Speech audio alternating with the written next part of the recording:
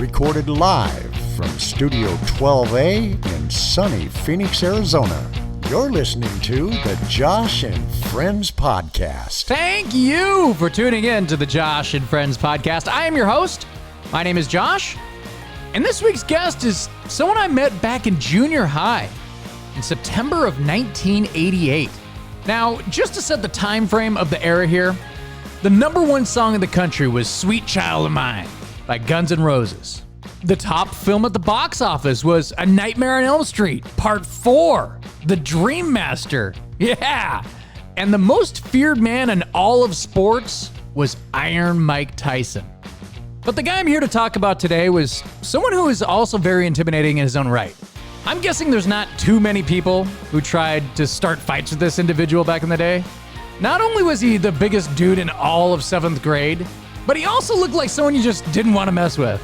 He had that look of someone who could just snap at the drop of a pin. But as the years went by, he became one of my closest friends and someone I ended up learning a lot from.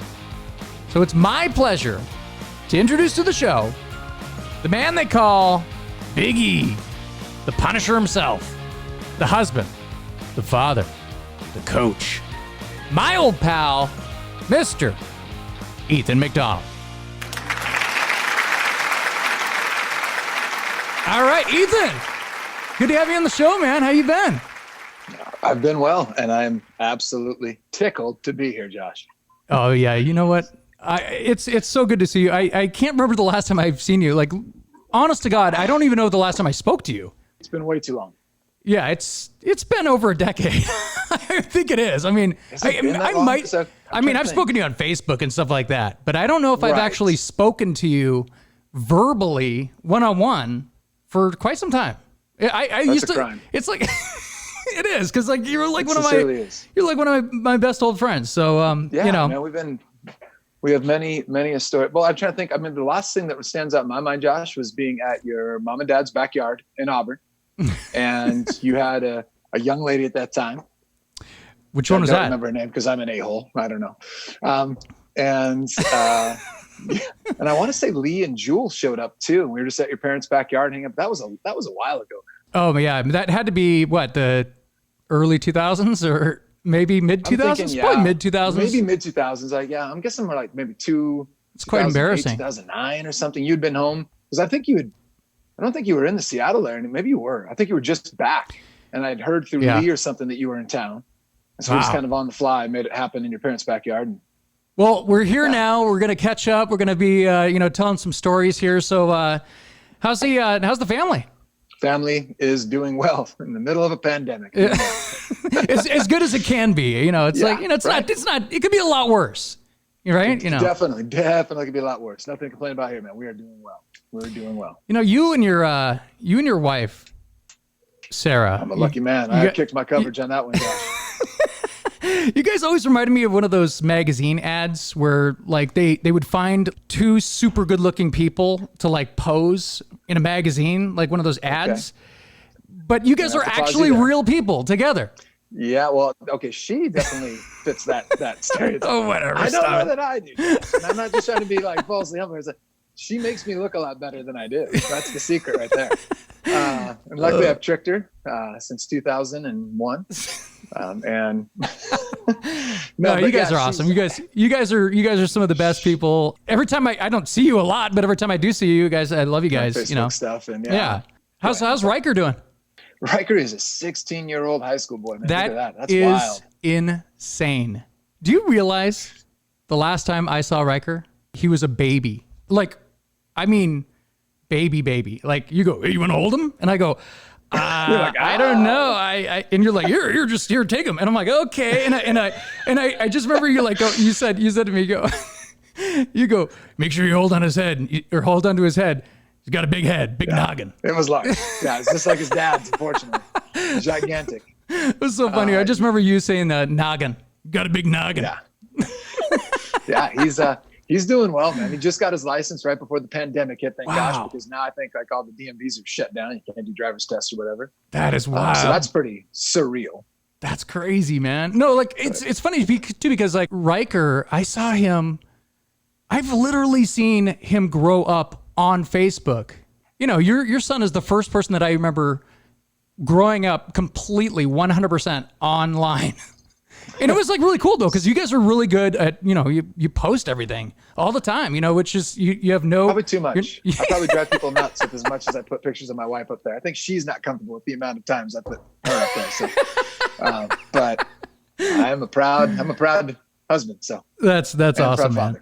So that's good. Everything's good, going good. Everything's going well, except for the pandemic. I'm trying to solve that in my free time. We'll see if that happens.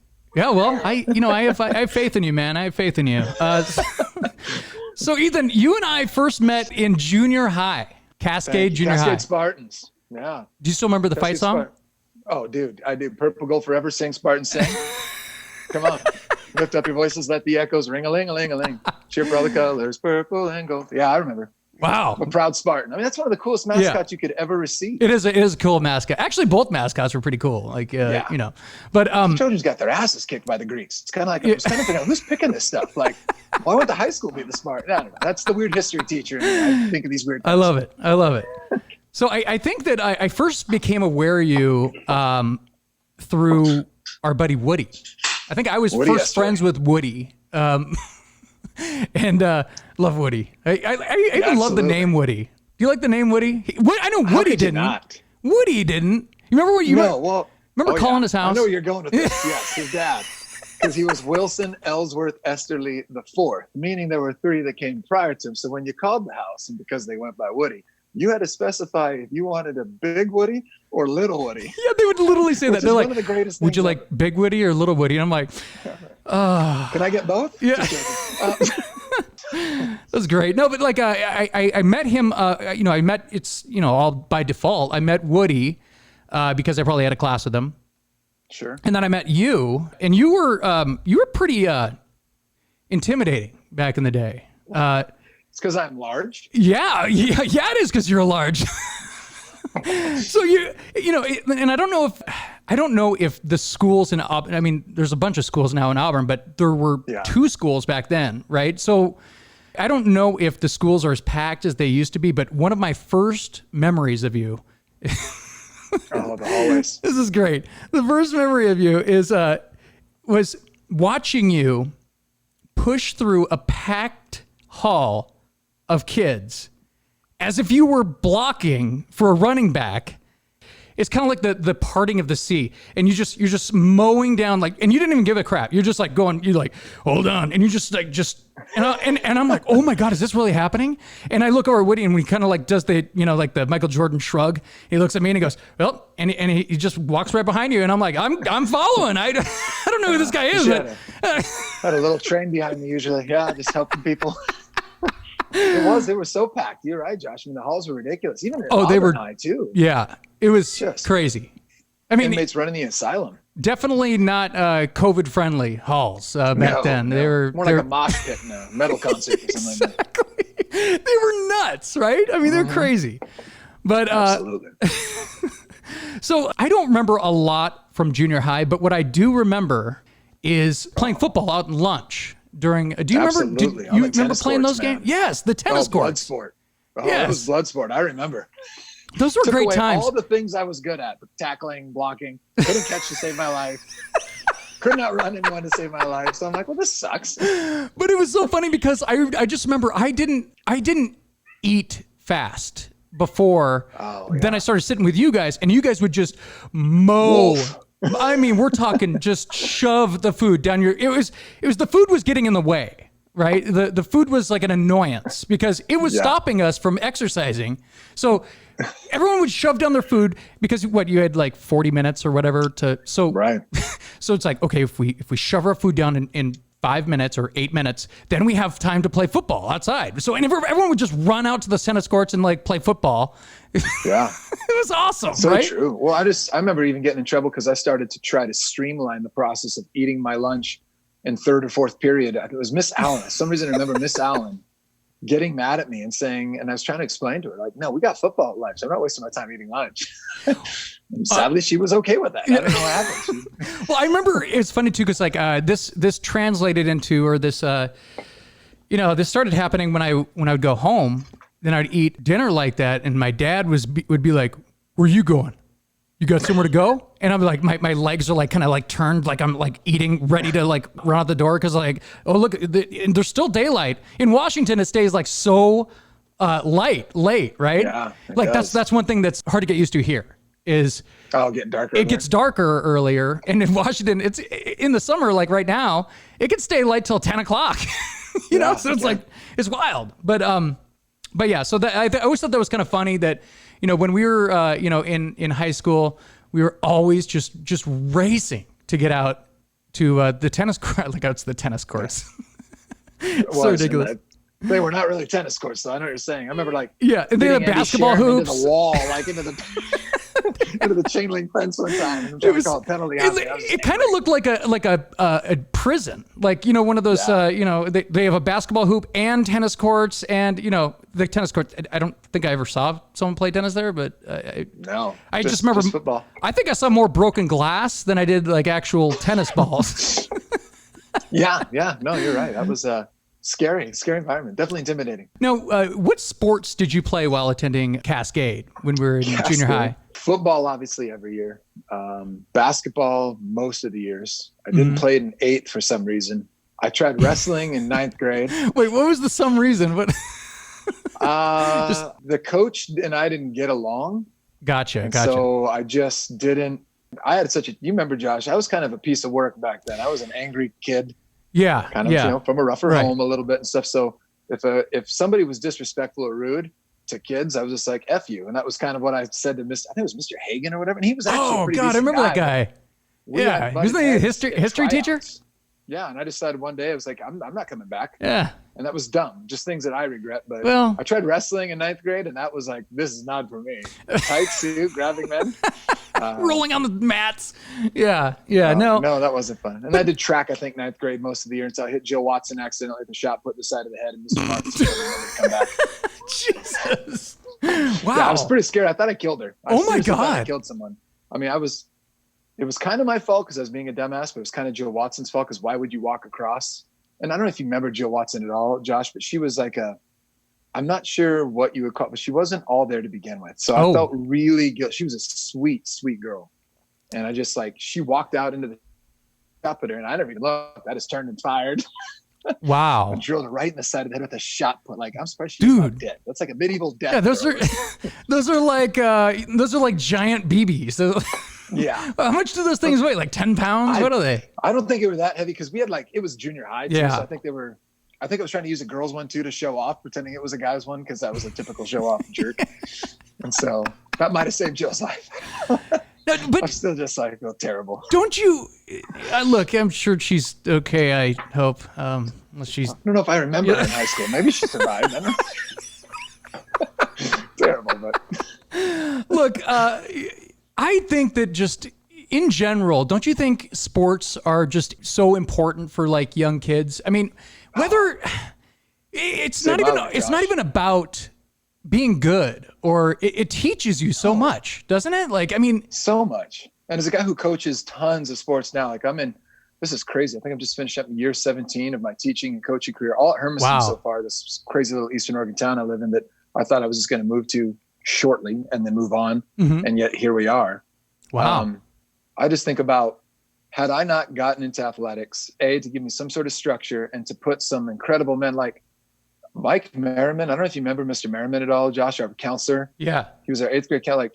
He single-handedly went out of his way to try to make me a better human being, because I don't know if you recall how much detention I had. You probably don't, because you were in detention. You were a good boy. But I left Cascade Junior High in 9th grade with over 130 something hours unserved of detention. That's good how much trouble I Lord. used to get in, running my mouth. I never got in trouble during football season because football mattered to me. Yeah. But the rest of the sports, it was a good excuse to not have to go to practice. Or right. Miss Endersby, who was our detention lady. I love Miss Endersby. She was awesome. If I went and mowed her lawn on the weekend, she'd give me a 10 for 1 special. I counted as 10. And there was great. Wait a minute. Wait, this is an actual thing? Actual she thing. gave you the opportunity to mow her lawn? She lived in your neighborhood. She lived that is maybe hilarious. a block back, by Jones's old house. You know where Bob? Yeah. Oh yeah. Bob Yeah. Jones's Yeah. house. Yeah. She lived across the street, I want to say, from Bob. And so it wasn't far for us to go once I lived down in that area. And when I didn't, I used to spend the night at Brent's house because Brent Kipling living over in Burndale. kind of over there. I just walk over and mow her lawn on a Saturday morning. Dude, that is hilarious. Detentions for one. That's funny. Real quick, I want to talk about Mr. Martinson as a coach. We have this coach, Mr. Martinson was this, he was the football coach, varsity football coach at the junior high, right? Yeah, ninth grade. Okay. Yep. So this guy, how would you describe this guy as a coach? I mean, I would say he's like your classic old school kind of like classic. Hard ass, like, if they had a movie about like 70s or 80s, like, those 80s teen movies, and they showed the football coach and the bike coaching shorts made of polyester, and the one-liners for days. I mean, that is Martinson to a T. He is that. I agree 100%. And that famous story we always used to tell about our buddy Brent. This is like one of the worst stories ever. But it's hey, look, kids, it was a different time. Yeah. Like there's kids tougher times. No, but like there's a story. How'd you describe Brent? Brent's like he was a super good athlete, real small guy, but he was like quick. He's super nice and respectful, and you know what I mean? Like it was so funny because, which is amazing because he was raised by wolves. Talk about people that had like tough. Yeah. He made my family look like the Cleavers from Leave It to Beaver, but he's kind of like mild mannered, like very low key kind of, love Brent. But there's this one time that it's so bad, man. Like there's this one time that Martinson was having this he was having a full contact practice. And I remember Brent was either running the ball or he was trying to tackle someone that was running the ball. And he pops up off the ground holding his thumb? I think it was his thumb. He was holding his thumb. And Martinson goes, "What?" He's like, "Get over here." He does the thing where he grabs your face mask, brings you towards him. It's like, Jesus, man, like, God. But, again, old school. That's the kind of shit they did. He brings him up and he goes, and Brent lifts up his thumb and his fingernail is peeled back. And blood it's just blood coming out and shit. And then I will never forget this because I was right next to him. And, and Martinson grabs his hand, looks up at him and he goes, "What, you want a Band-Aid?" And Brent's like, no. And he goes, "Okay, then get back in the huddle." And I'm like, holy shit. All I could think about back then was I'd be yeah, I want a fucking Band-Aid. Yeah. I want a whole wrap. I don't know. It was so tough. I think that was that week we're preparing for Olympic too, our crosstown rivals. Because remember, Brent was supposed to be Jason Torgerson because we couldn't tackle Jason to save our lives. Yes, and Brent was like a little quick guy. I mean, giant lineman bodies at Cascade. So that's why it was such a beautiful merger at high school when we came together. But yeah, Jason, nobody could touch him. No, Brent was the closest thing we had. Jason was a freak, that was man. The thing that Martinson was pissed because he didn't want to lose the scout look. So he's like, "No, you get in there." I'm just like, Brent's looking at me like, "Are you kidding me?" Like, "Hey, buddy, I'm sorry." Completely crazy. Remember Brent got his finger dislocated in high school by a rod set in the jugs machine? I mean, his finger in the wrong direction. Oh, it goes, "What?" Oh God, I remember I threw a ball to Dan Marsh one time. Did that? Ooh. Yeah. Sorry, Dan. Dan Marino. That's right there. That's the Josh Marino right there, just jamming it in. But I love it. That's terrible.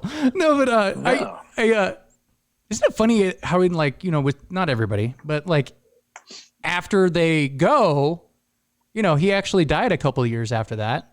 Yeah. In a car accident or something, right? Wasn't it a car accident? I don't remember. Got hit by a drunk driver or something like that? Or I just remember it was kind of the same kind of way. It was before his time. I mean, yeah, he wasn't that old. I mean, to us in junior high, he's probably old, but But so rest in peace. But not the greatest tribute we just did right there, but he was a fantastic guy. I mean, he was that cliche to a degree, but he cared about kids, and we enjoyed playing for him. And I mean, he was the fact that we would even honor him by naming our Sandlot games, the Martinson Memorial Bowl, and all those things. Exactly. I think we renamed it. We renamed ours the Martinson Memorial Bowl before the school named the field. Remember they put that Yes, they did after. I think we're probably part of that. I'm going to take credit, even if we weren't. We'll say me too. The reason. Yep, we started it. Yep, we're taking it. We're taking credit for it. Thank you. But no, so it was during this time. I don't know, when did you meet Bob Jones? So Bob Jones was the coach at the high school, and he was doing one of those kind of, you told the story before to me, but he was doing one of those scouting kind of deals where he goes in and like, if I'm not mistaken, I think as long as you were available, he had it during both lunches, right? Like he was said, hey, come in if you're going to play football in high school. And because we were in the old weird, like you already said, the junior high, and then with the 3 years in high school, which is, it's so weird now because everybody seems to be the 4 years in high school, but he had all of us come into the library. And I just remember our group was in there. And I went through that meeting and I left. And then Merriman called me out of the next class and had me come in and talk to Bob one-on-one. And Bob just let me have it. Like, I understand that you're a talented kid and you think you're really good at football, but you won't play one down for me if you're a terrible human being. Because he pointed out my my detention record.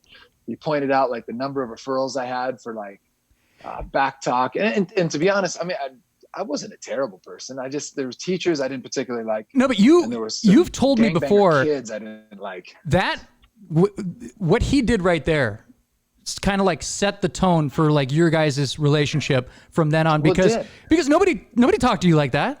I mean, honestly, I didn't still believe him first. I was still like, who the hell are you, man?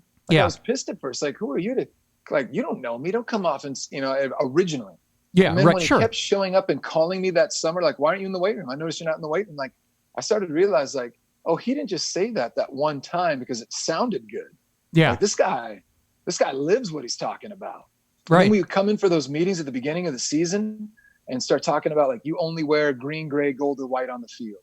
You will not do things that show up. They're like, these things are really about being team first. And once again, he followed through with every single thing he said. None of it was just lip service. And I can't tell you, Josh, as a teacher and a coach for as many years I've been doing that, how many people say things and threaten things, but never follow through and therefore completely undermine any level of respect you have for him. And so immediately Jones demanded your respect, but then he was 100% truthful with me, like on all of that. Like if I did something that got me out of line, got me in trouble, like he called me to the carpet, man, and made me pay the price. And I started to learn really quick that this guy isn't just coming down on me. He cares about me. Yeah. And for the longest time, I used to think that I was special and he must have saw something special in me. And then I coached for him those 5 years at Auburn after we graduated. And I saw at one practice, like it seemed like 3 guys came, and then next week there's more. I'm like, over the course of a couple of weeks, like 25 people have come to visit Jones that have long been graduating. So I realized, no, this is the way he lives his life, man. He's just changing the world one guy at a time, making them better men. Yeah. And I'm just like, man, I just couldn't think of enough for what he's done for me. I've heard a lot of people talk about how football coaches specifically, and, male teachers as well. I mean, I wish there were more male role models that kids actually can turn to, because there's a lot of deadbeats out there, and there's, sadly there is. And it's a game changer in our school district. Like, especially in my particular department, our entire social studies department. I'm not saying it's a good thing, but are all males and they're all coaches within the school district.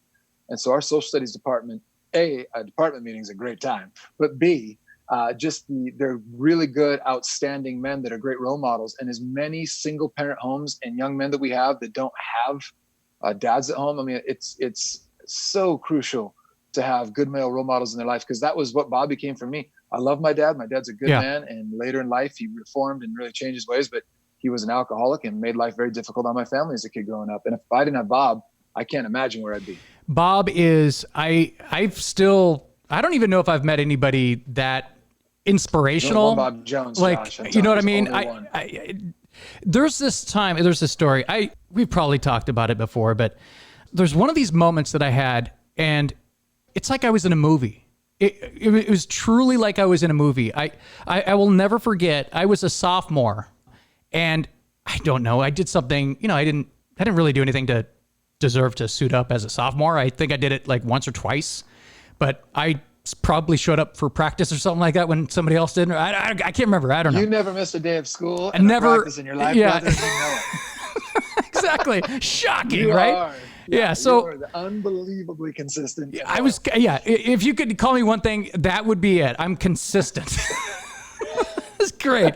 So I suit up, and this was a big game. It was one of the high school rivals. It was Kentwood, right? It was always the big game was Kentwood. And I don't know if you remember this game. That's the Ryan Phillips took over the second half and won the game. Yes, but before that, what was the score at halftime? Was that 20-0? We were down. I think it was 20-0 back and win 21-20, right? Okay. So that was it. Okay. I was trying to figure out if it's 20-7 or 20-0, which is even more crazy. So like Bob Jones, he made the speech in the locker room at halftime. It was one of the most inspirational things I've ever seen to this day. Even I know I'm including every movie you've ever seen. Where I'm talking like Friday Night Lights, Any Given Sunday, you know, like any of those kind of movies where they have the big production and the music in the background and all the dramatics and you know everything about that. Like was like a produced scene that I was watching, and you know I'm standing in the back. I don't want to get in anybody's way. So the team comes in at halftime. They're all down and out. Everyone's done. Everyone's, you know, pissed off and angry. And the vibe in the room was just so like, you know, it was as if we already lost the game, right? And it's hard to explain to people how truly crazy of a speaker Bob was. Bob, you know, I think because one of the other coaches says something, blah, blah, blah, you know, they're okay. They're just like regular coaches, you know. They're like, hey guys, we need to pick this up, blah, blah, and blah, blah.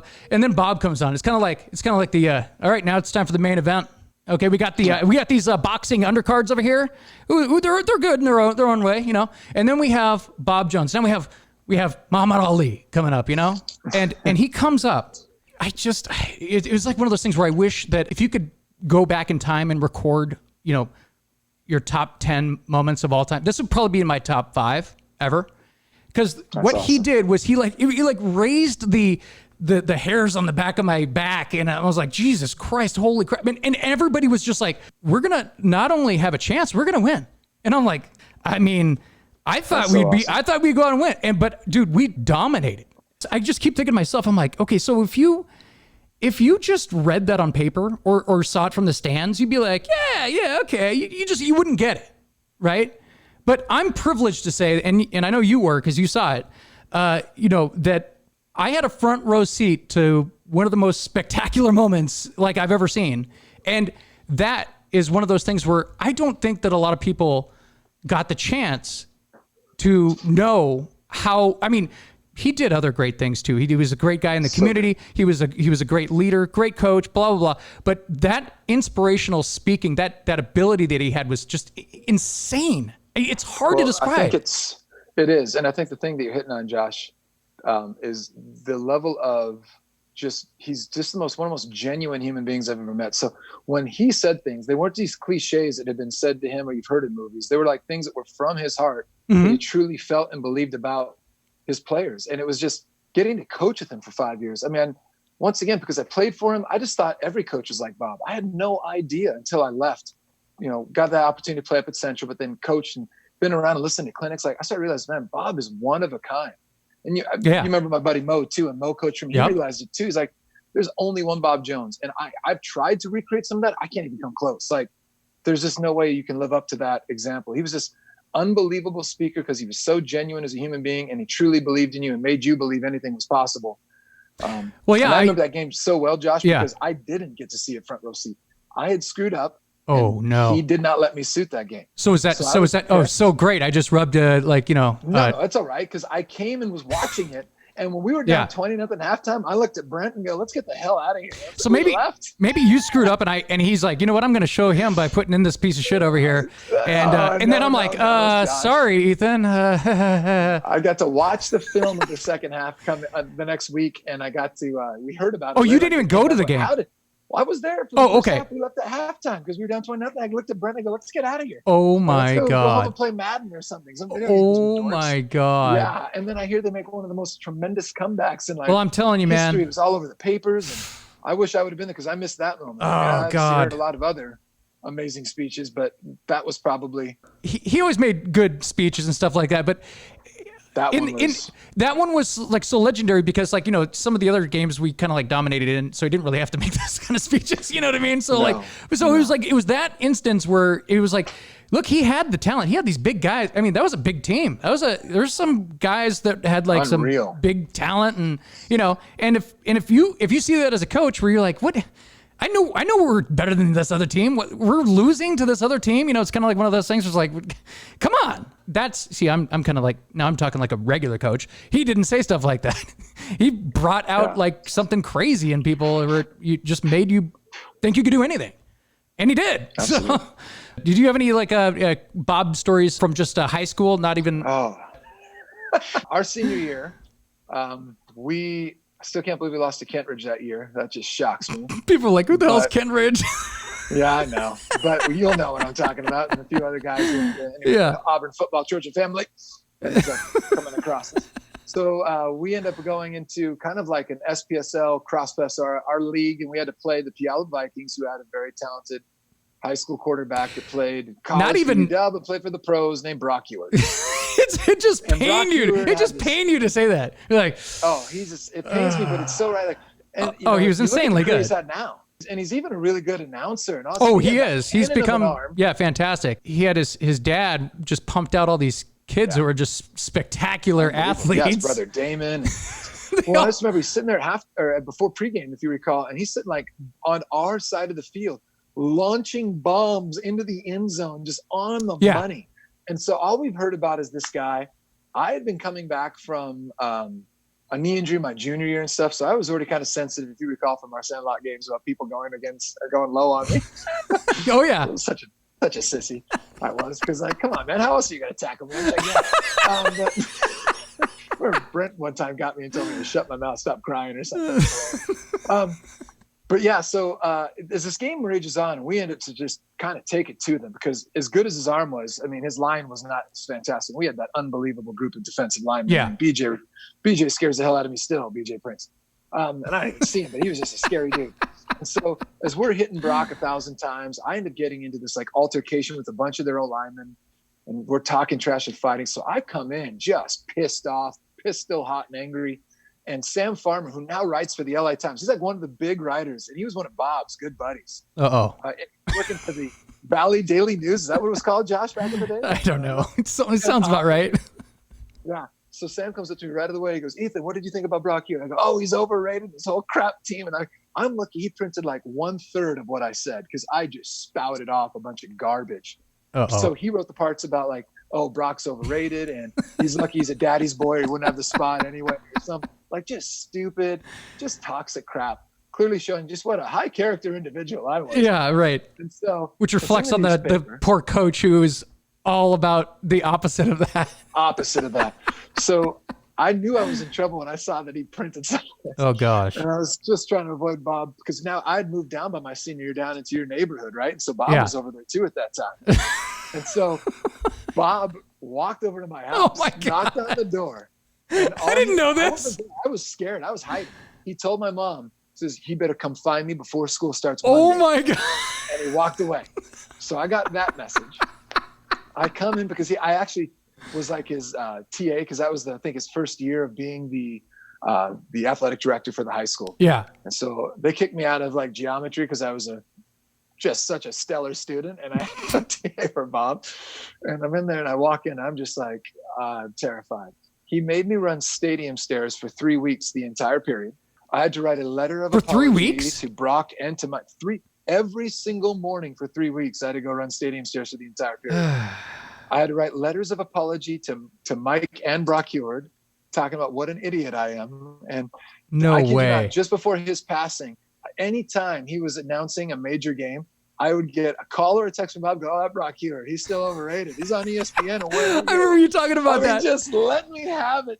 Dude, I think I was there one time when sometimes we would be in the weight room, and I remember it had to be like after we had graduated. We were like in the weight room, and then I don't know if he was playing at UW at that point, but it was close. And then I think at the time, I think it was like on the radio. And they were talking about Brock Huard, or he was like having an interview or something. And then he looks at you and he goes, "Overrated, huh? Overrated." Yeah, that's just such a job. And you're like, he's done such a classy job and had a great career. And, and I went and coached at my old high school for the next 5 years. So I was clearly on the same trajectory. Just good. But man, I'll tell you what, those 5 years working for Bob, where he took me under his wing, and literally like, so that first year I just volunteered, because I think a lot of kids come back and claim they want to help and then they don't stick it out. So I can understand why Bob was kind of vetting me. And then he paid me to be an assistant coach, but he made me sign a contract that every cent I made from coaching or doing supervision had to go to college or he would fire me on the spot. Wow. So I didn't know that. He was forcing me to go do something with my life. So awesome, and so man. I enrolled at Highline Community College. Yeah. Just across from your storied times at Green River, the two Harvards on the hills. And that's crazy, dude. I didn't know that. Man. That's crazy. Yeah, he did. So I guess we'll just like keep going into the football here.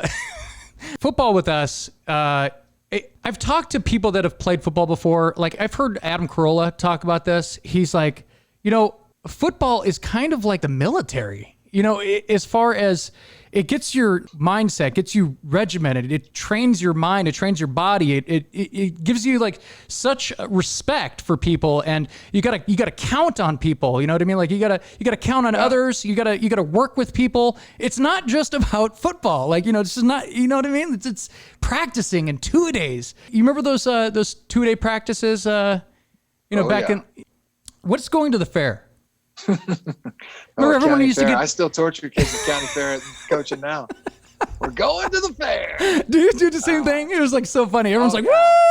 All right!" I can't remember. Yeah, we had a fake enthusiasm. We knew it was going to be worse. Oh, it's so terrible. And splitting up the coaches to the various corners of the field, all coming up with some sort of sadistic form of physical torture, and those were the rides, and we got to rotate through. And go through all it's so rides. funny, man. Frame's telling me one sec, I'm glad you bought a wristband because you're going on every ride. Oh my God. I'm just like, oh no. Oh, that is hilarious. Yeah, it's just down stairs, near chest hops. Like it was 1,000, like robo-walk. It was just like just physically torturing stuff. I'm literally sweating just thinking about it right now. Oh God. Gosh. And then we had pushing Jed Rodarte up the stairs. Dude, how are you channeling what I'm going to say here? I don't know.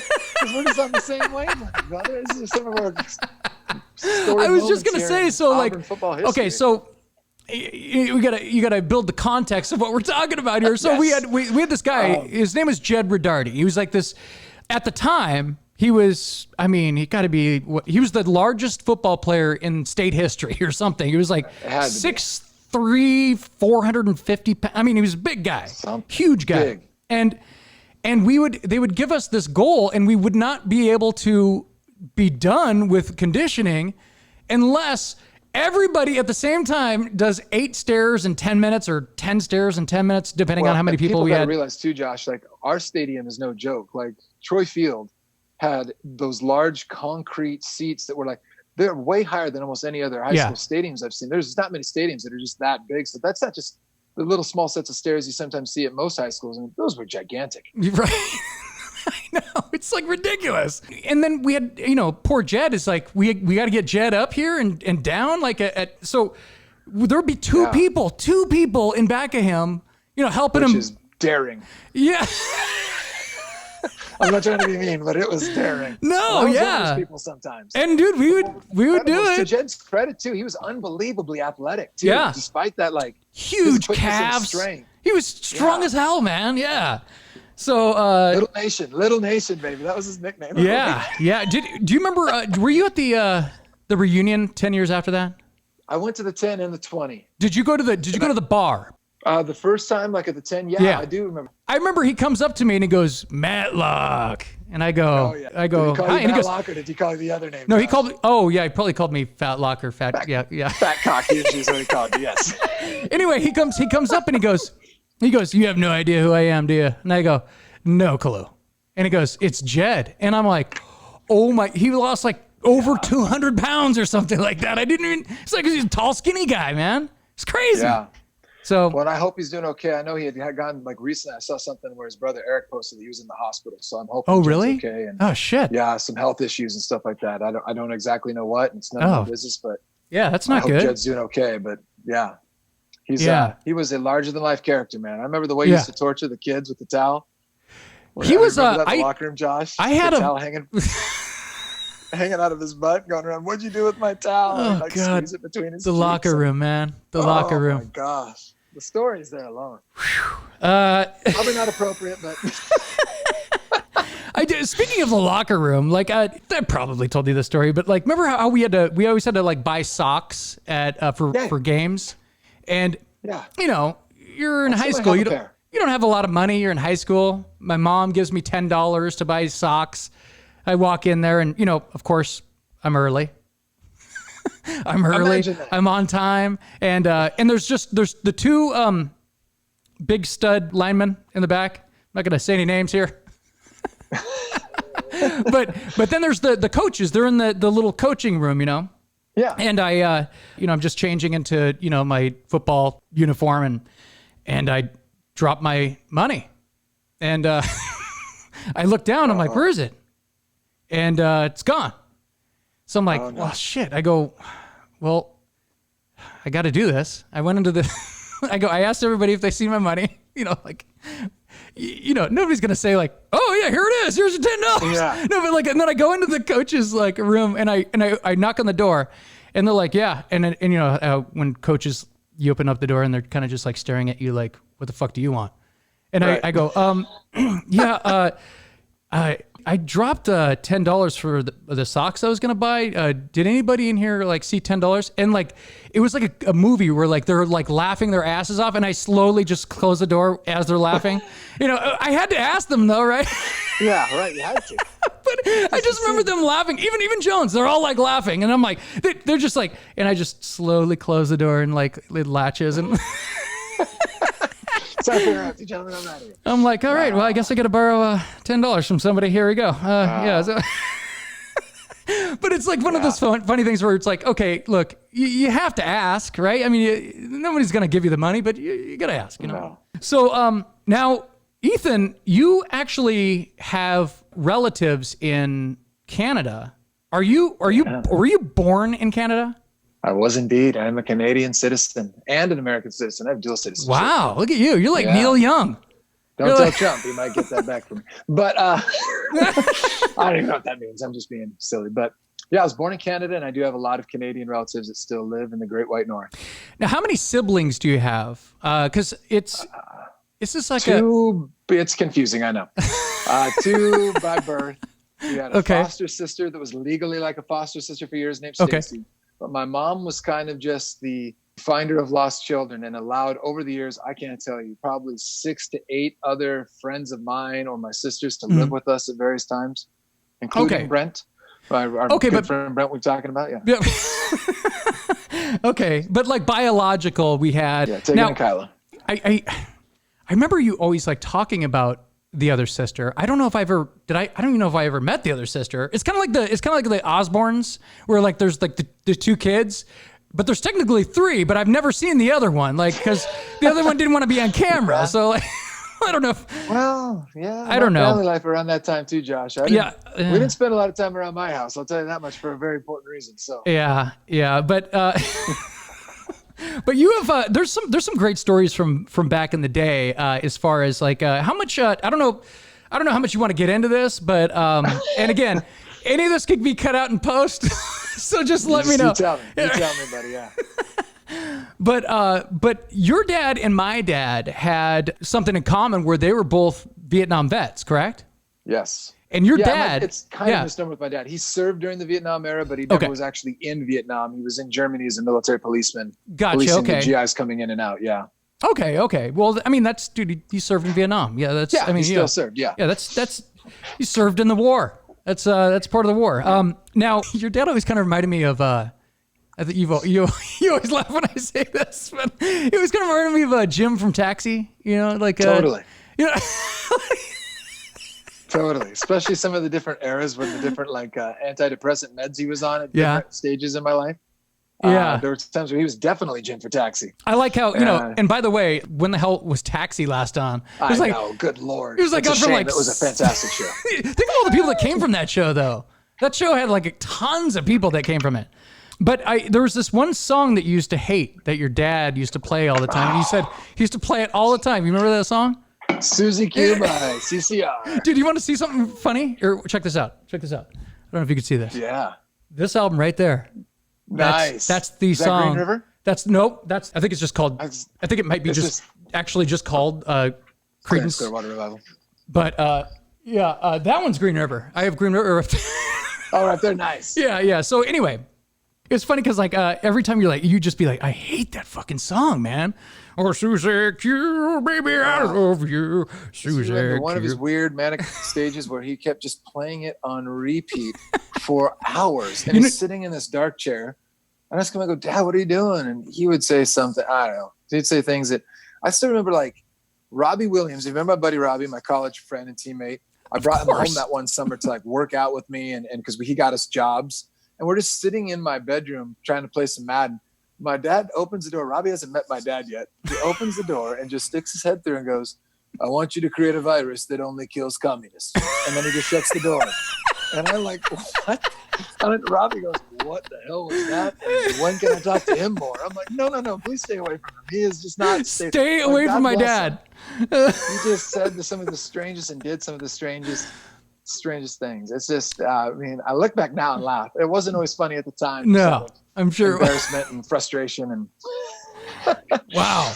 And there's this one time, I don't know, it's a famous story. I don't know if you want me to get into this, but bring it up. When there's this one famous story they used to talk about where him and your mom got into it, and your mom was you definitely got your size and your strength from your mom because your mom's a strong lady. She is strong lady, but she's always like super nice to everybody that was ever in the house. Like she was always super, super chill. Like I'd always just remember her coming home and just, hey everyone, hey blah blah blah. And she's the kindest, most sweethearted person. Indeed. Yeah, she was definitely like the rock in the family, right? Like the one holding it together, kind of like my mom. Kind of holding everything together, all the chaos that might be going around. But you said there was this one time that your dad and her like got in an altercation or something like that, and I don't know if you remember that story. It's man, and sometimes I wonder how much of it was me over exaggerating things as a young man who liked a story. But he did physically kick his butt out of the house. I think I made it sound like she threw him through a plate glass window back in the day because I just loved the theatrics of that. Yeah, I'm not sure that part remains true. I've been hitting the head a lot. She did kick him out. It was kind of physical, and it was just funny because my dad he's built like a 10-year-old girl, and my mom is not. And 10-year-old girl. So yeah, it was kind of like it was funny just to see that, but I'm just never seen my mom that upset before. And it was for a lot of reasons. My dad was an alcoholic and had some dark issues, and my mom had finally, I think, realizes how deep and dark those issues had ran, and so she had enough. And so I had never seen anything like that before, and it was, I think that played in the back of my mind anytime I made my mom mad, like. Am I going to see that version of my mom? Yeah, part of that. I'm not gonna talk back too much to mom over here. Now, Dad, man, she is. You're like I could probably take Dad. Yeah, except he had all that crazy military police. Oh, that's true. Stuff, man. Yeah, chokes and. Didn't you say that he used to have like some of his friends over, and you'd be like, "All right, I'm getting out of the house." He has his friends coming over. They're just idiots, man. It was just like, I mean, it just felt like because they just drink or do things that were like, just brought out the worst in my dad. They never brought out the best. Yeah. So I didn't like being around that stuff and get the heck out of there. How are your parents? How are they doing these days? Amazingly well. Still on good. 1215 O Street there. I shouldn't probably say too much. People can find them and then vandalize the no. And my dad's health is not amazing, but man, he just keeps on trucking despite destroying his body for years and years. And my mom seems to be doing pretty well. She's retired. And your dad's like Keith Richards? Kind of, yeah. It should be dead, but he isn't. Nobody knows what's going on. So, going to your house, you were just talking about how when I first started going to your house, it was kind of it was like a weird kind of deal where it is a weird place. No, because like I mean not now. What do you mean, like the bunch of weirdos sitting in the front room smoking and a cloud of smoke up there because my sister and all her friends and well, I just remember I would knock on the door and I would say 90% of the time someone different would answer the door and I'll be like, that you've never seen before in your life. I'm like, what is this? Who are these people? And then you're like, that sounds right. And then they're like, yeah, he's in his room. Okay. And then you started saying, you're like, do not knock, walk in. Then you could knock on my door, but don't even bother knocking on that door. I kept trying to tell you guys, I don't think many of you ever did it. Is it coming in through the side gate and coming through the side door? Because it was way better than dealing with the front room with a bunch of bozos that were sitting in the front room smoking out. So, gosh. Yeah. Yeah. I don't know. I just feel tenseness and rage boiling up. Just thinking about those times again. Sorry, man. I'm in a good place with my sisters. No, I know. You know what it kind of back too far. You know what it kind of reminded me of? It kind of reminded me of that that Fiona Apple like video where like absolutely doesn't it like even like the inside of that video? I'm like, oh my god, people are like I love that video, and I'm like, kind of reminds me of Ethan's place. Yeah, no, it's a little too close to home for me. I can't enjoy that. Sorry.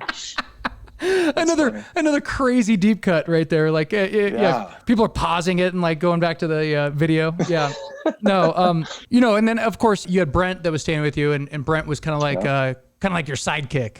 How's Brent doing these days? You're still in contact with Brent, right? Yeah, I stay in contact with Brent quite a bit, and Brent's doing great. He bought a house out in Buckley. Oh yeah, Buckley like town. High school and living up there, and he's like one of the big higher ups in UPS, and his wife's teaching now, and he's got great little beautiful families. No, he's doing awesome, man. Brent's doing really well. That's awesome. Does he ever run into Farley from Black Sheep up in old Buckley town? Buckley town? Well, that's a good question. I totally forgot that was supposed to be where they were at. So awesome. We were just talking about that today. Oh, really? How epic that movie is. Just Black Sheep, that is more than anything. I remember we saw Black Sheep in the theater. We thought it was hilarious. Still, like, I argue that to me, it's maybe as good as. I know that's blasphemy to some people, but I still feel like there are more consistent laughs in Black Sheep. I don't know. Come on, dude. Gary Busey is so funny in Black Sheep. I'll go to your mommy's house and start kind of work up to that. At least you know where to go. Oh man, classic stuff, man. You guys had some characters over there too, like Frank Schmieder. Frank was like this guy without saying a word, like a ghost. He's like, Frank had this long, like red flowing hair and the Ghost Rider. Really super quiet, but he was like a smart dude. And he would say something once in a while and you're like, whoa, I'm sorry, Frank, let me pause this music, Frank. I didn't quite hear what you're saying. And then sometimes he wouldn't even like repeat it. And I'm like, oh, okay, yeah. I guess we missed it. And then I'd go to the bathroom, I'd come back and I'm like, oh, hey, where's Frank? And you're like, I don't know, he probably left. And I go, so weird. He didn't say a word to anyone. He just take off. He just disappeared. Without asking, uninvited. This is the way Frank was. His brother Erik was awesome too. Erik Schmieder. Yep. It was kind of the weird thing about that weird album challenge thing on Facebook that I know you were just dreading, but I was glad you did it. I stuck to like a couple year period. Obviously with you, which is a good transition, by the way. This is where things really got interesting for me, is hanging out with you and getting to feed off each other's musical interests and learn about, because like up until then, I was mainly just like a straight up rock guy, classic rock, some hard rock, rap, pop, some country outlaw, stuff like that, Waylon Jennings and stuff like that. But when I met you, you're a metalhead, man. You're like, I was a hardcore metalhead. You were a metalhead. And I was like, I'm fascinated by this because I don't have really, I mean, I had, I knew of some metal and stuff like that, but not like deep way into the, like you, man. Like and you liked a lot of hard stuff and it was awesome, man. It was hanging out with you was kind of like attending a fun college course in the history of metal. And I loved it. It was kind of like that metal show before that show even existed. So it was like, it was expanding on my knowledge of music history. Cause again, I was really into music. Like I would study deeply, and it was vice versa too, Josh. You broadened my horizons so deeply with all the classic rock and the roots. Like I had never heard, like my dad would tell me about Led Zeppelin. I'm like, get that crap out of here. That's not hard enough. But you made me sit down in your front room and listen to some Zeppelin. You put it on, you had all the levels and that awesome soundboard you had. And I was like, oh, but wait, and you tell me about this or tell me about when it was produced, who wrote it, who wrote this. And I was fascinated by your knowledge. Well, yeah, I used to read all the rock encyclopedias and stuff like that and study everybody's different views and reviews on all these albums. I love that for metal. So the funny thing is we kind of had the same background with different genres of music of just loving all the background and what went into it and who produced this album. And you could tell that sound, why that really affected the way this album sounds. And they produced this one. And you were doing the same thing with the classic rock stuff. It was fascinating because I was already speaking that language just with a different. Absolutely. No, I think that's when I connected with you the most is when I would sit down and I could tell you would do the same thing that I would do with other people, but I was like learning a class. That's how I thought of it. I was like, I'm here to learn. I mean, I'm here to hang out and have fun and stuff like that. But I remember some of the bands that you turned me on back in the day to. Obviously, everybody knew the Black Album by Metallica. Sure. That was like their, breakthrough album. I even knew, One, but I didn't know anything else from that album. I knew MTV, and MTV wildly ignored metal unless you were up at, midnight or whatever the hell they played, So, I got into, all the Megadeth and Suicidal Tendencies. I was listening to Suicidal Tendencies last night, dude. That's awesome. And all the stuff, man. Anthrax, Pantera, all of it. And the drives that we would do. Oh man, going in the middle of nowhere. You started some strangest places. Oh my gosh. you started making these mixtapes. I think we both made mixtapes to each other, but yeah. But you started making these. We're kind of in love with each other. Yeah. We may have been. But we started making these mixtapes, and you would sometimes you'd pull up and you'd be like, all right, hop in, and you'd just be blasting this music, and we just drive for like, I don't know where we're going. Do you remember this one time? You call me up and you go, hey man, I'm coming over, and you just hang up the phone. That was like, back in the day we didn't have cell phones and stuff like that, so we had to actually call people like a landline. That's really dedicated. Yeah. So you come over to pick me up. I get in the car. And I think you forgot something at your house or something. And went in reverse the whole way. You put it in reverse the entire way home. You drove in reverse the entire way, driving backwards. And I remember there's a stop sign that you and Lee, you both despised separately. Lee in separate drives you guys both hated this one stop sign that was like. It made zero sense. And you guys hated it. And you're like, half the time, both of you guys just like, I'm not stopping at this stop sign. There's no reason for this stop sign to be here. Zero. There's no reason. And you just, both of you plowed through it. You went through it backwards and didn't stop. I totally remember that. Kids don't do this at home. I couldn't remember if I was going back to my house or if I was driving you home, because I couldn't remember that piece. I've been hitting the head a lot. Yeah. But I totally remember that driving backwards. You kept going like, are you serious? Like, yeah. And I love when you have that look on your face, like, are you serious? Like, what's going on here?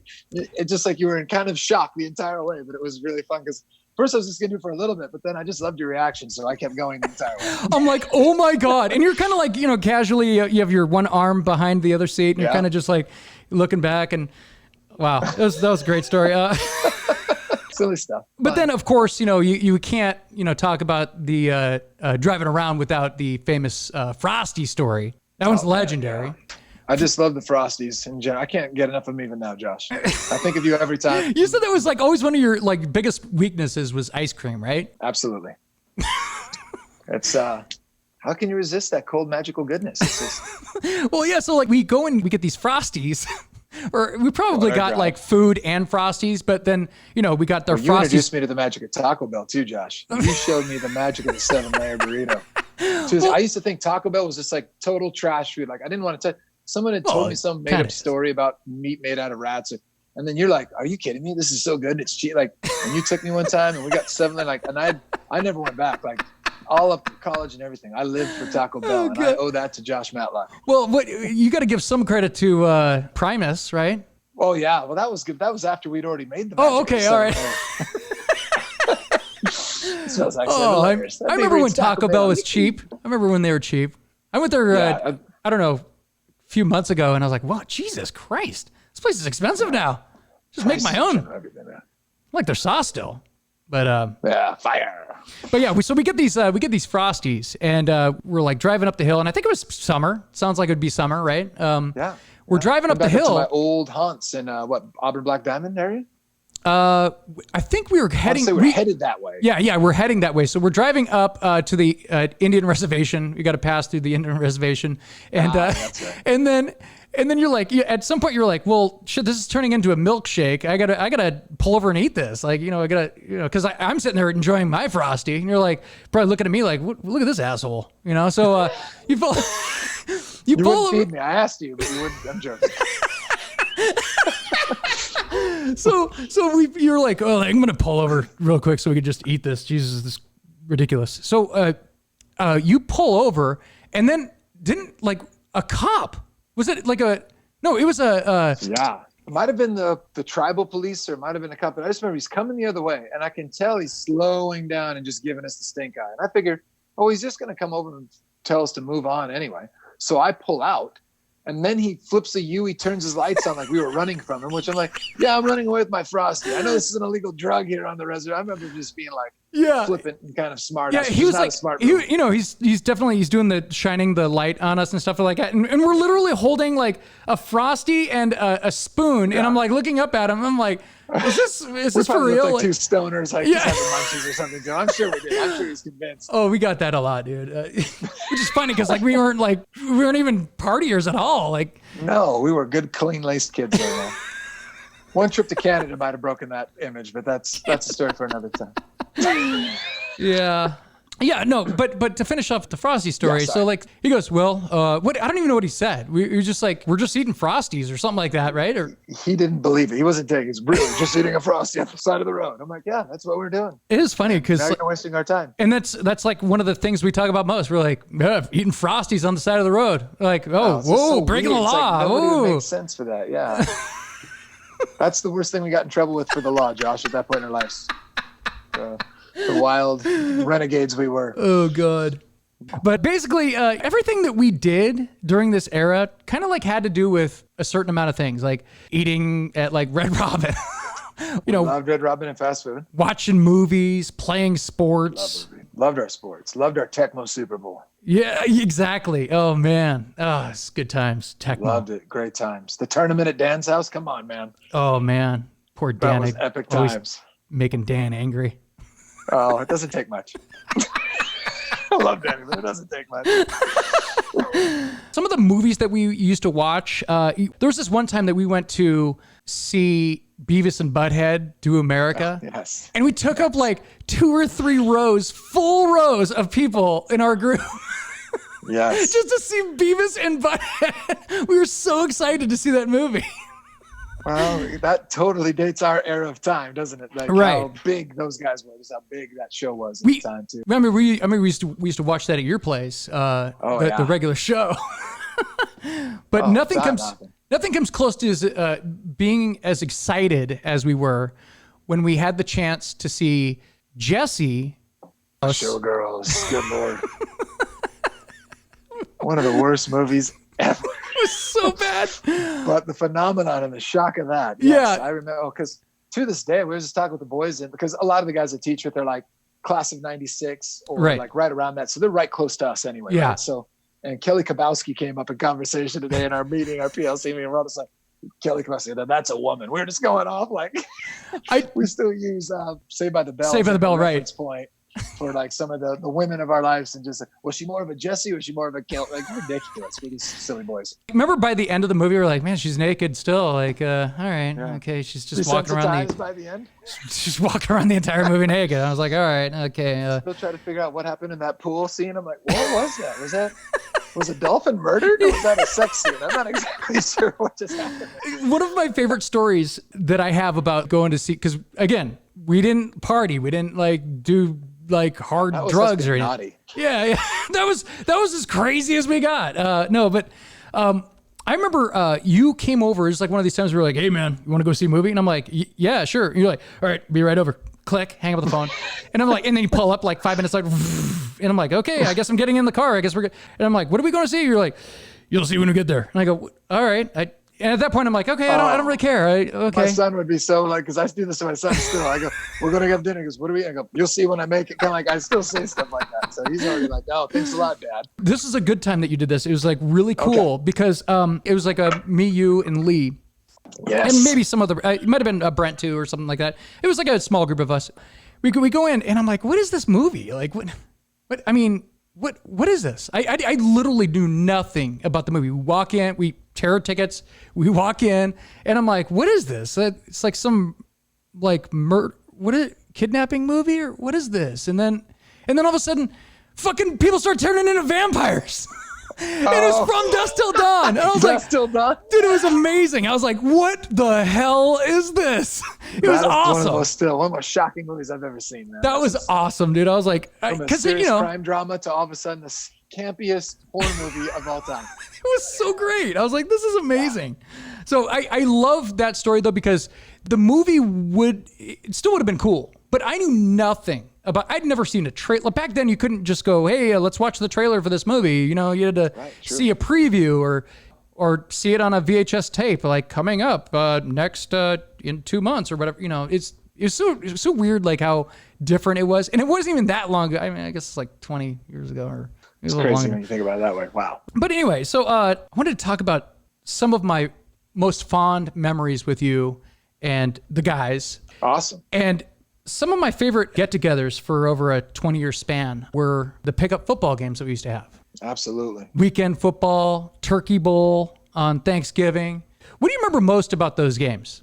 Always a great time. I was always Sincerely, Josh, I was always pissed if you weren't on my team because I liked playing to win. And I know you loved playing to win. Like, that's why we were there.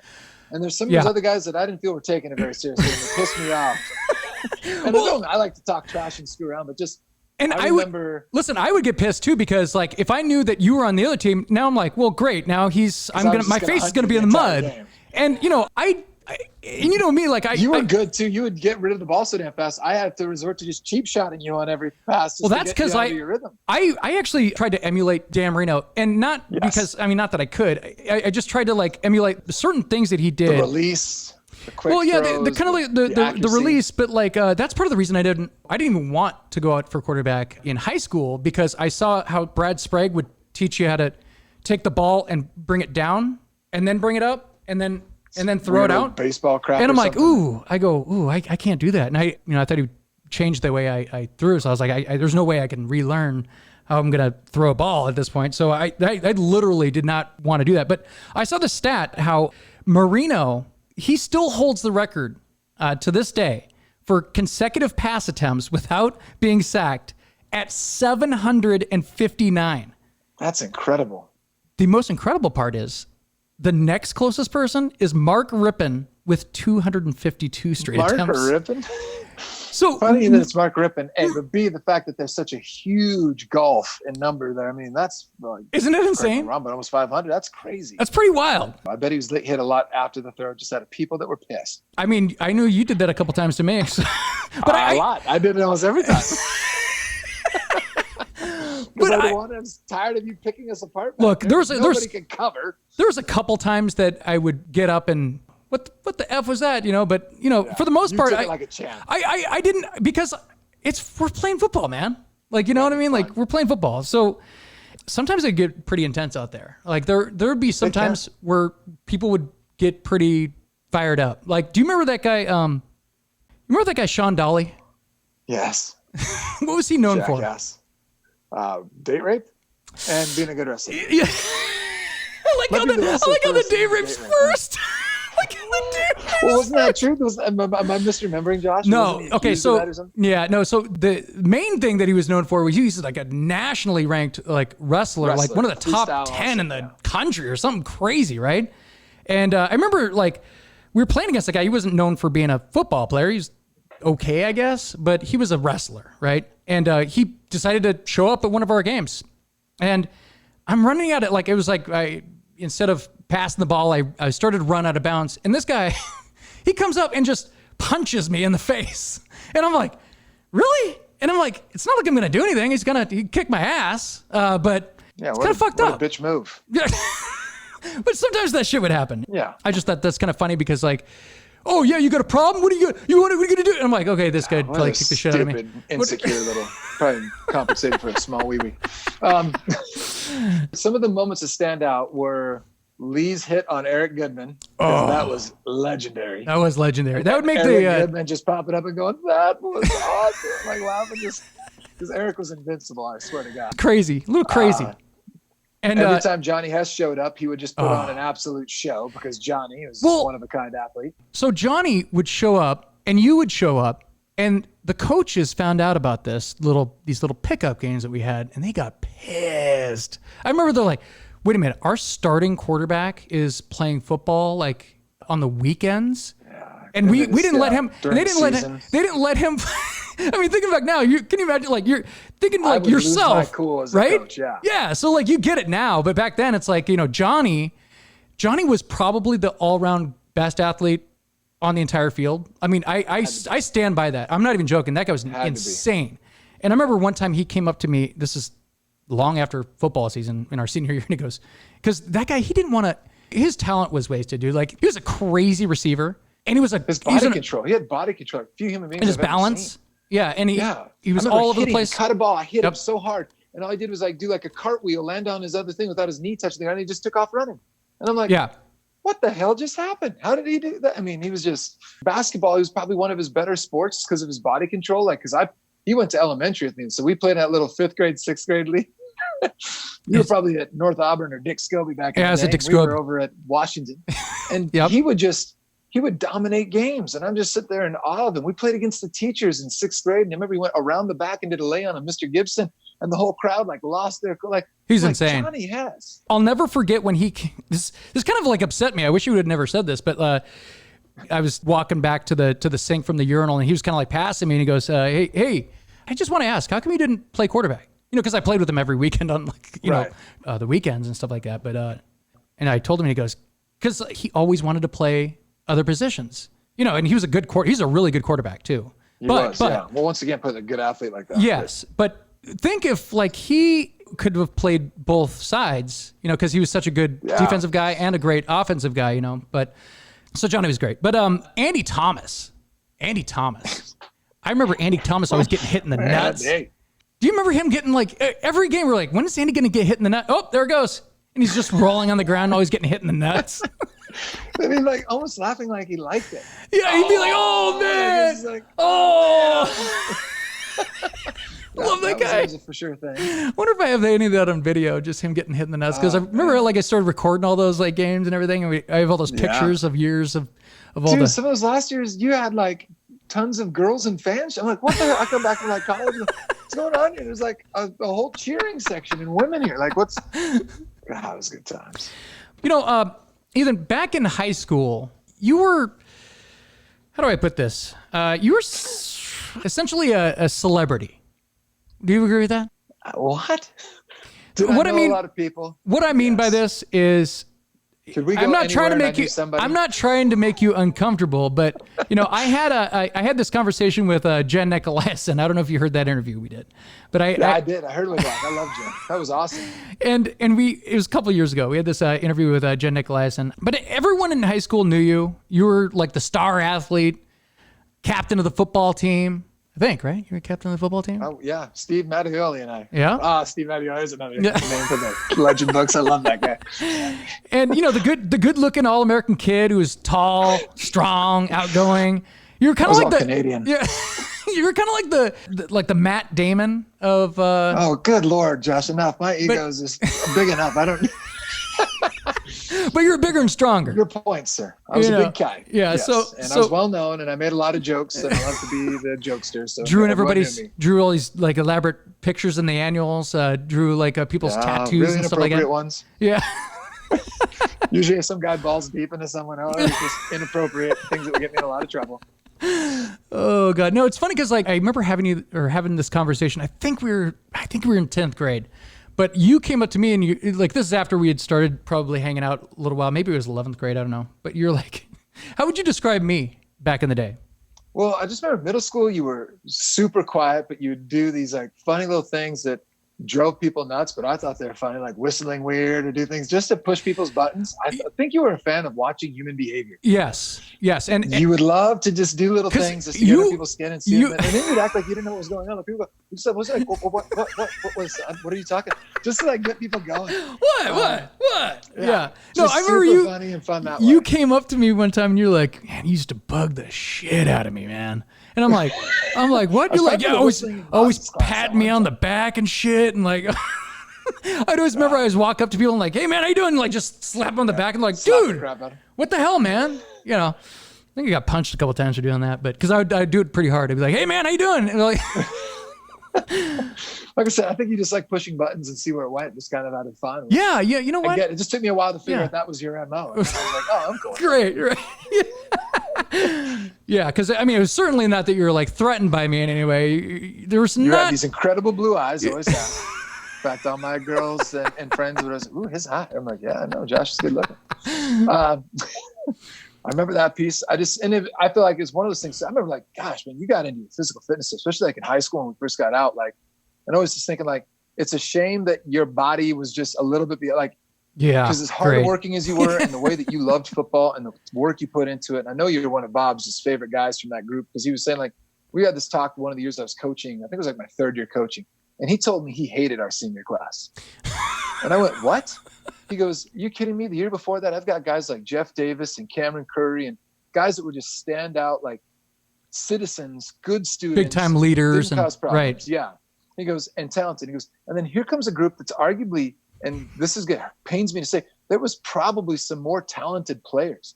He goes, but to be honest, some of the biggest assholes I've ever had to coach in my life that were no fun. He goes, and the guys, and I go, well, not me, Bob. He goes, not you? Look in the mirror, jackass. Who did I have to, you just let me have it. And the tough love that I was needing love, he's like, are you kidding me? But he's talking about, some of the guys like BJ, and there's just guys that did silly things and got in trouble. Think about, like, we lost how many guys to, like, athletic code violations? Oh, my God. Play out dumb stuff. We just couldn't get out of our own way. And he goes, the names he mentioned on a hand of the guys that if those guys had bodies had just caught up a little sooner.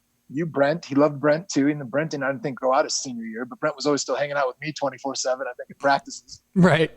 Just like, Ryan Treble. Remember Ryan? Yeah. Just another, not super huge, but just showed up every day, busted his ass. And he just goes, man, if we had those guys, take BJ Prince and put some of that heart in there. And BJ was a hell of a player, to be honest. He showed up, but he was just such a short fused. It would have been, psycho. like how some of those parents, they always get accused by other parents and stuff, like for holding their kids back.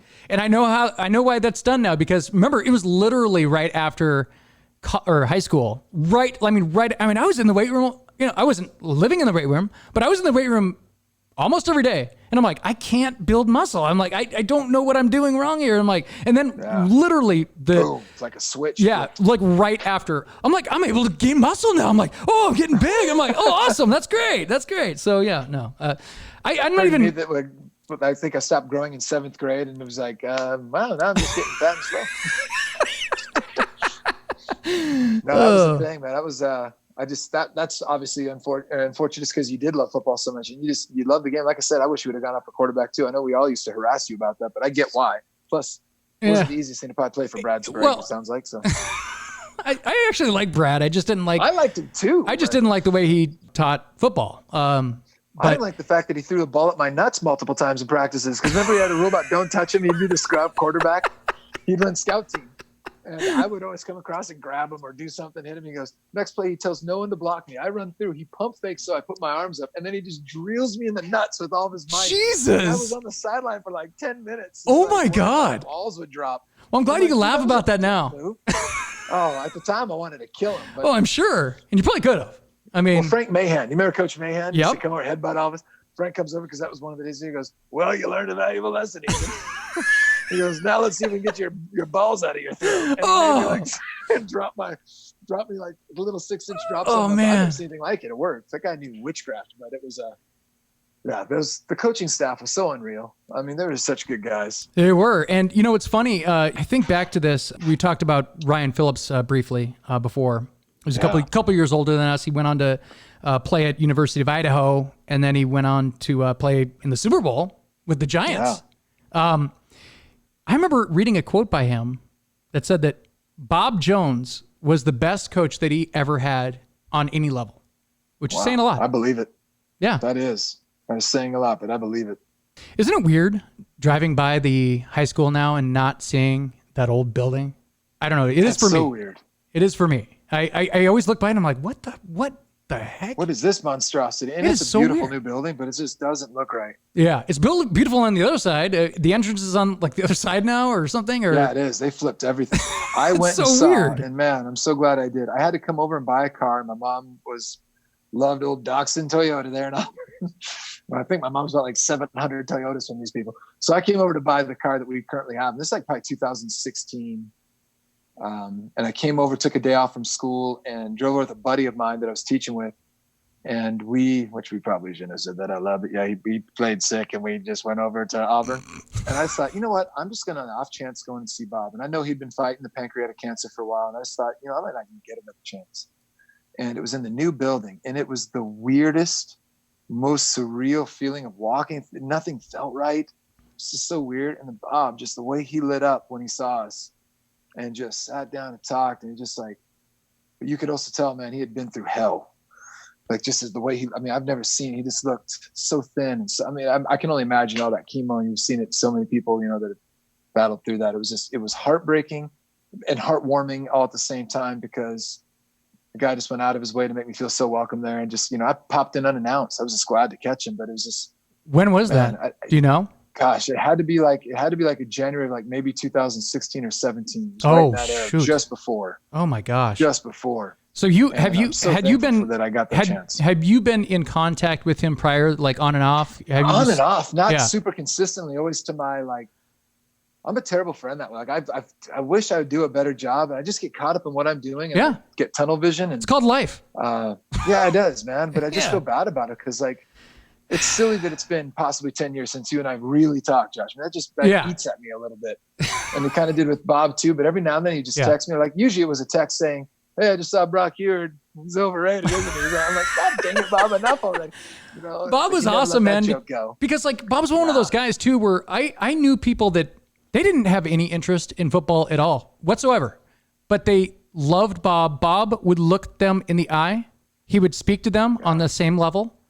He respected people. He talked to students like they were his equal, not down to people. And I've always respected that. And Bob always liked that. I mean, I don't know how he found out that I like classic rock, but he really latched on to that. We'd talk classic rock and stuff like that. So he hated Guns N' Roses and Axl was that little weasel. You know, so.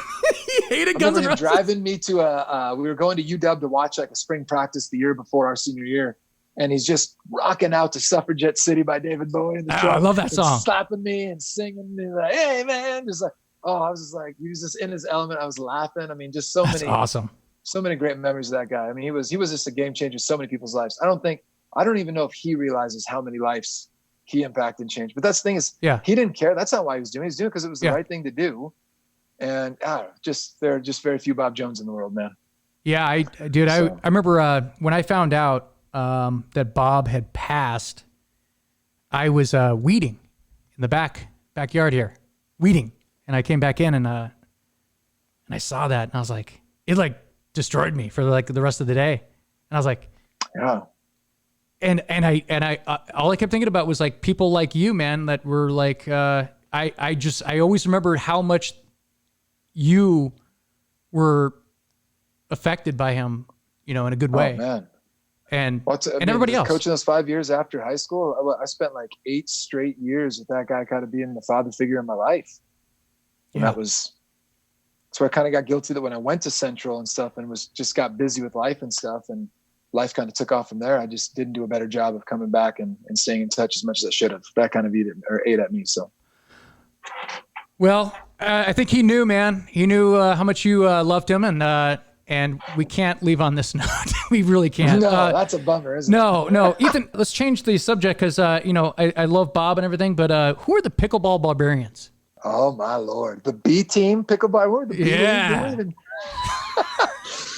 Just possibly 2 of the most epic trash talking pickleball players. So stupid. And I think that was that, hey, what year, what class was that? I'm trying to remember what. It's like 10th grade or something. Yeah, I was going to say, was that Miss Tutland? Did we have Kathy Tutland back then? I have no idea. Remember.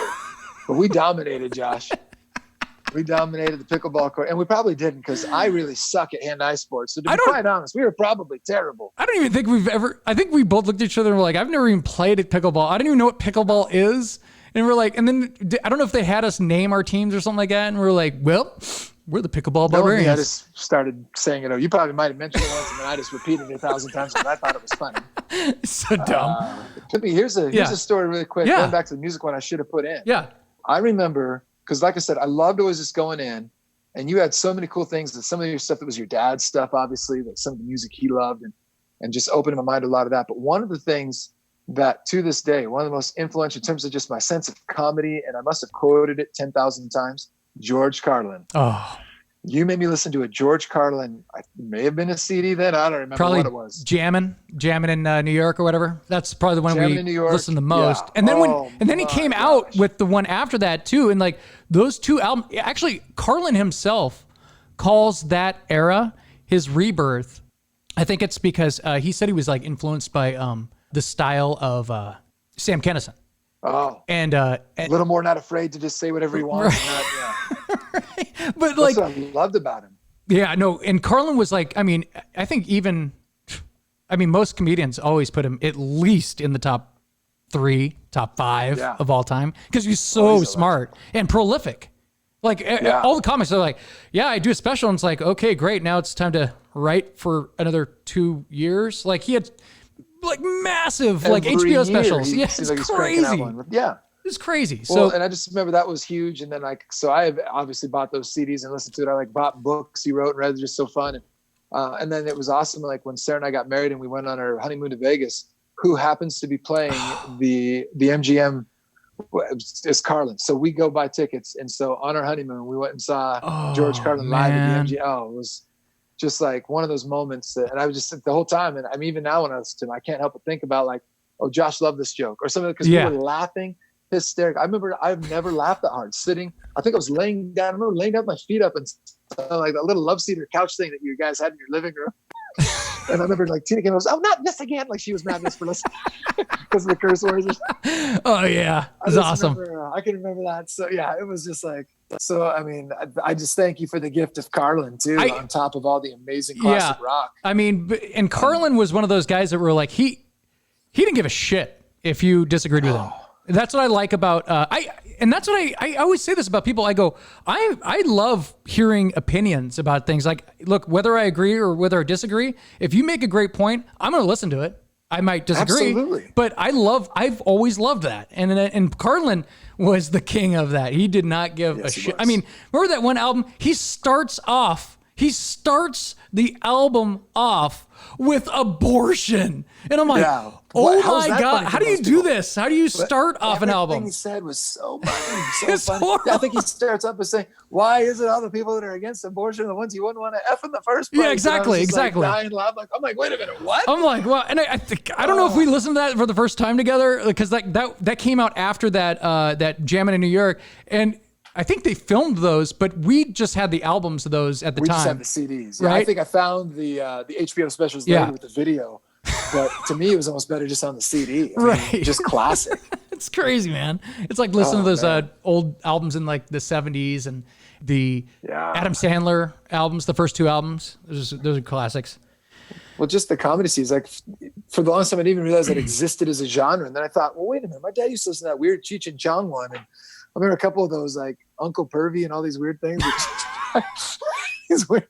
It just totally made me laugh. And it's crazy to see now that, like, well, I guess in this world of streaming, probably CDs up, but just the fact that you can go to Spotify and find so many great comedy specials and it's a lot different now. Obviously, I mean, there's just tons of anything that you tons on Netflix. Yeah. Ethan, who's Bobby Vogul? Oh, the legend of the city of Auburn. He was a young. Well, I guess he wasn't young. He's much older than us. Bobby was a super fan of all sports in Auburn, and was stricken with Down syndrome, just this fantastic, joyous human being. Yeah, who loved everything. It was his birthday, I think. Every day of the year. Is he still alive, or you're talking about him past tense here? I would assume he is, but I don't know. Okay, because he seemed old when we were in high school, right? Josh, and that was a long time ago. Yeah, that is true.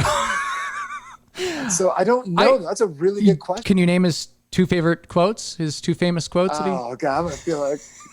I don't want to say it in his voice like I used to, because now I'd feel like an absolute dirt. Well, you don't have to say it, but it's my birthday today. Yeah, it's one of them. Today's my birthday. Sure it's his birthday every day of the year. And then what's Auburn going to do? I believe it was Auburn's going to win. Huh? Yeah, Auburn's going to win, huh?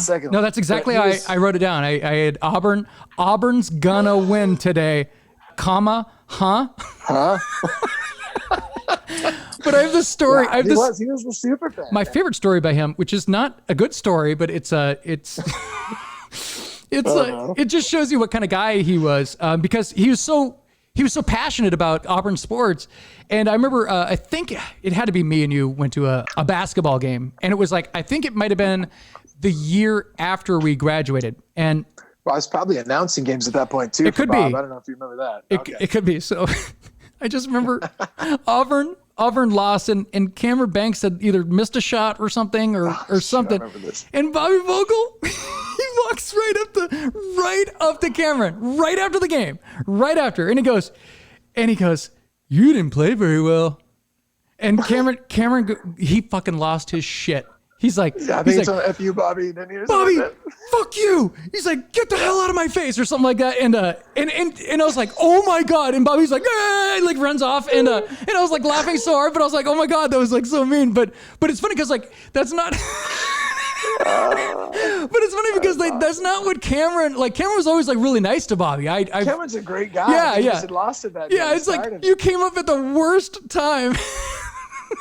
And I was just another like, great Auburn Trojan that played in Idaho. yeah, right. Yeah. But Yeah, that is funny. I just love that. That is interesting. Oh, and I just thought of one more last driving story. I don't know if you remember this. So, do you remember the time that we decided to? Well, it's not we. It's you. You're the one who was driving. Did I come in the studio? Yeah, okay. I hijacked you with music. Yeah, you'd hijack me. You'd tell me to get in the car and just like. I love those drives. That was so fun. Such a good way to listen to music, though, Josh. It was. You could make it loud and. No, it was like yelled at by your parents. Yeah, it was like one of those things now where they take a drone now and they fly it around and they play music in the back of it. It's like the drives were like that. It was like, you're driving around, just listening to music. But anyway, you got me in the car. We're driving around and you just keep driving. And we just kept driving. And Mount Rainier is getting closer and closer. And we got out into Ording and the foothills in Carbonado, I think, wasn't it? I don't know, but we literally started driving, and we're like about halfway up Mount Rainier at this point, and I'm like, are we going to the top of Mount Rainier? And you're like, yeah, we should probably turn around. So like, because it was starting to like get dark. So like, it was kind of like, dusk or whatever. We're starting to head back, and then you see another road. You're like, well, let's turn down here. And like, we turn down this dirt road, and I'm like, where is this? And it's like one of those places. It's all covered by trees, like, and we're getting kind of deep, and we're like, I hear the banjos. Banjos. Yep, I hear the dueling banjos, and I'm like, uh-oh. And I look over you, and you're like, I think we got to turn around. It was the one time. It was like the one time you don't usually see Ethan like all, okay, I think we should turn around at this point. We just like see like a log shack that looks like it's half abandoned, and some guy like comes out of it or something like that. We're like, okay, he probably doesn't like us in his part of the woods over here. Probably never seen anyone drive out that far. Yeah, right. Yeah, so it's like, okay, let's turn around and let's get out of here. Oh, well, this is probably my Dodge Colt too, that godforsaken, the red minivan piece of crap car. God, I hated it. Wasn't it maroon? I remember your beautiful shit brown car of death. That was a classic. We had some beautiful cars back then. Oh, some great cars. We could just only afford the finest. Do you remember the Duke the Blue Devil? Oh, the Toyota Corolla. I remember the blue one. Yes. I was going to ask, are your parents still in the same house too? Yeah. Or did they finally get out? Because I always thought about going by, knocking on the door, because Sarah and I'll go for a walk. They're still there, dude. I just don't want to scare the hell out of your mom if I show up at the doorstep someday. She'd even recognize me. So. She would be happy to have you stop by. Her and my dad, definitely. They always love you. And maybe my mom will like fix up a tray of celery for you. Christmas party. Yeah.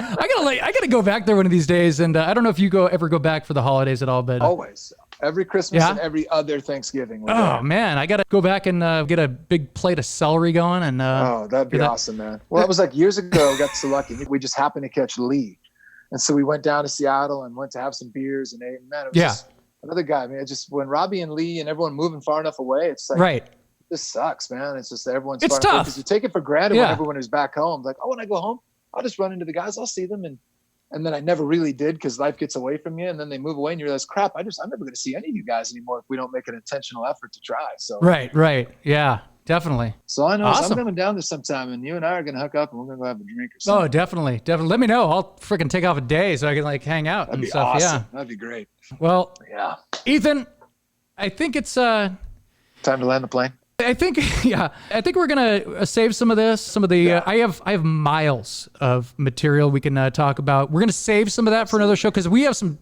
serious stuff we need to talk about the next time.